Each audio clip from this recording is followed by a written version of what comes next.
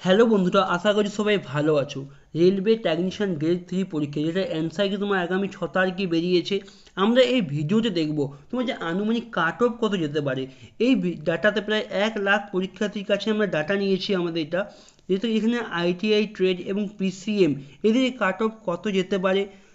60 থেকে 70 নাম্বার ছেলেরা কি সেভ নাকি 80+ কাট অফ চলেছে এই বছর, আমরা সমস্ত কিছু ডিটেলস এই ভিডিওতে দেখবো।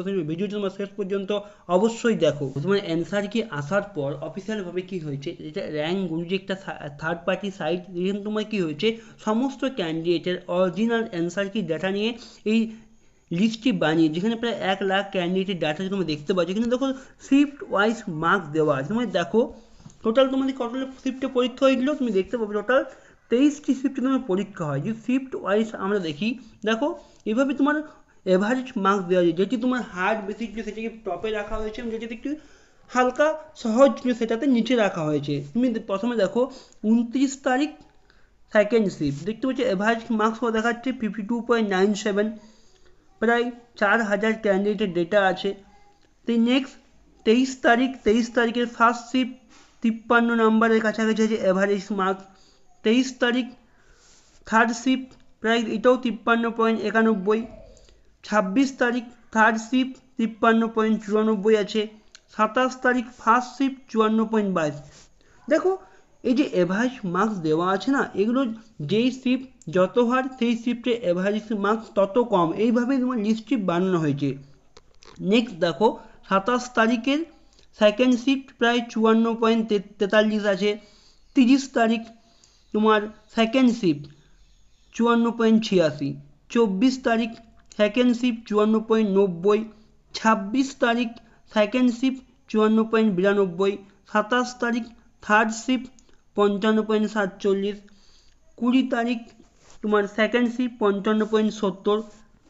তুমি এই মার্কসগুলো দেখে কি বুঝতে পারছো তোমার যে নর্মালাইজ মার্কস তুমি কতটা বাড়বে, সেটা দেখে দেখে তুমি অনুমান করতে পারো। নেক্সট দেখো 24 তারিখ তোমার সেকেন্ড শিফট 54.90 কাছে। 26 তারিখ সেকেন্ড শিফট 54.92।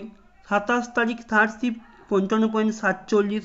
20 তারিখ সেকেন্ড শিফট 55.70। 28 তারিখ আছে সেকেন্ড শিফট 55.91।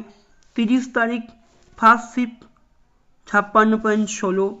20 তারিখ থার্ড শিফট 56.22। 23 তারিখ সেকেন্ড শিফট 56.39। 24 তারিখ ফার্স্ট শিফট 56.42। 30 তারিখ থার্ড শিফট 56.77। নেক্সট দেখো 28 তারিখ ফার্স্ট শিফট 56.94। 29 তারিখ থার্ড শিফট 56.97। 28 তারিখ থার্ড শিফট 58.04। 29 তারিখ ফার্স্ট শিফট 58.10। 24 তারিখ থার্ড শিফট 58.46।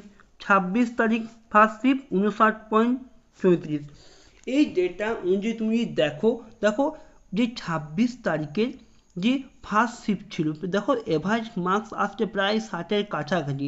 সেই হিসাবে তুমি দেখো, দেখো 29 তারিখ, দেখো 29 তারিখের ডাটাটা দেখো। 29 তারিখের সেকেন্ড শিফট 52, প্রায় 8 নাম্বারের ডিফারেন্স আছে। তুমি এটা থেকে আন্দাজ বুঝতে পারো যাদের পরীক্ষা 29 তারিখের ফার্স্ট সেকেন্ড শিফট হয় তারা প্রায় 7 থেকে 8 নাম্বার নর্মালাইজে পাবে। এটা কিন্তু আনুমানিক ডাটা থেকে বোঝা যাচ্ছে এটা। তুমি দেখো এই যে শিফটদের পরীক্ষা হয়েছিল, এই শিফটগুলো এগুলি থেকে মোটামুটি কিন্তু এই আরাম এখান থেকে 7 থেকে 8 নাম্বার এই কিন্তু ভালোভাবেই নর্মালাইজেশন পেয়ে যাবে। যত তুমি নিচ দিকে যাবে, যত তুমি কম্পেয়ার করবে, তুমি শেষে আসো, দেখো এইগুলো তো নর্মালাইজ নাম্বার কিন্তু বেশি পাওয়া যাবে না, 2 থেকে 3 নাম্বারই কিন্তু পাওয়া যাবে এই যে শিফটগুলোতে তোমার পরীক্ষা হয়েছিল। তুমি নিচে যদি দেখো মার্ক ডিস্ট্রিবিউশন, সবচেয়ে যেটা খুব ইম্পর্টেন্ট, দেখো 1 লাখ স্টুডেন্টের মধ্যে 96 উপরে মাত্র একজন, সেজন ওবিসি ক্যান্ডিডেট। নেক্সট দেখো 91 উপরে মোটামুটি 107 জন আছে। 86 নাম্বার পার উপরে কতজন আছে, 1312 জন। 81 নাম্বারের উপরে আছে প্রায় 5460 জন। 76 নাম্বারের উপরে আছে প্রায় 13129 জন। 71 নাম্বারের উপরে প্রায় 23190। যেমন যদি তুমি 71 নিচে যাও 66, খুব বড় অ্যামাউন্ট, 33,800 ছেষট্টি, 61 নম্বরের উপরে দেখো প্রায় 43,876। দেখো তোমাদের ভ্যাকেন্সি মোটামুটি 13 থেকে 14,000 ভ্যাকেন্সি রয়েছে। সেটার মধ্যে তোমার পিসিএম এর ভ্যাকেন্সি মোটামুটি 1400 আছে, বাকি তোমার 11,000 প্লাস মানে 12,000 সামথিং তোমার আছে টেকনিশিয়ানের ভ্যাকেন্সি আছে, গ্রেড 3 ভ্যাকেন্সি আছে যাদের আইটিআই এবং এই আছে। দেখো যাদের পিসিএম আছে, তোমরা বলতে পারো যে পিসিএম এ 14, তাহলে পিসিএম তো এখানেই শেষ হয়ে যাবে, প্রায় 86 উপরেই তো এখানে তোমার কমপ্লিট হয়ে যাচ্ছে। দেখো জোন ওয়াইজ টোটাল তোমার অনেকগুলো জোন আছে, যেগুলো হাই কাট অফ যায় সেখানে হাই কাট অফ তো জোন যাবে, কিন্তু আরাম 85+ তো যাবে কি পিসিএম এর, কিন্তু কিছু কিছু জোন আছে সেখানে তোমার 85 এর নিচেও কিন্তু কাট অফ যাবে। জোন ওয়াইজ অনেকটা ভ্যারিয়েন্ট করবে পিসিএম এরও। যদি মোটামুটি পিসিএম এর যদি কাট অফ দেখতে যাও, যদি পিসিএম বলি আমরা কথা বলি, পিসিএম এর কাট অফ প্রথমে যদি ইউআর ক্যান্ডিডেট হও, যাদের র মার্কস 85+ আছে, 85 থেকে 88, তাদের কিন্তু একটা তোমরা এদের হওয়ার চান্স খুবই বেশি পিসিএম থেকে যারা আছো। যদি অন্যান্য কাজ দেখো, যদি ওবিসি দেখো বা ইডাব্লিউএস দেখো বা এসসি এসটি দেখো, এদের কিন্তু একটু কম যাবে ইউআরের চেয়ে।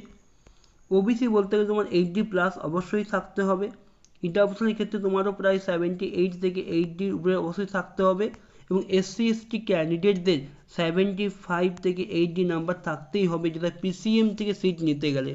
যদি আইটিআই দেখো, আইটিআই অনেক ট্রেড আছে, তাদের মধ্যে যেমন ফিটার, ইলেকট্রিশিয়ান, ডিজেল মেকানিক, এদের কি হয়, এদের কাট অফ একটু হাই যাবে। ফিটারের ক্ষেত্রে তুমি ধরতে পারো 75 থেকে 80 ইউআরের এই নাম্বার যাদের আছে তারা মোটামুটি সেফ ধরতে পারো। ইলেকট্রিশিয়ানেরও সেম ধরতে পারো 75 থেকে 80, ডিজেল মেকানিকেরও 75 থেকে 80 নাম্বার থাকতে অবশ্যই হবে, তুমি সেফ নিজেকে ভাবতে পারো।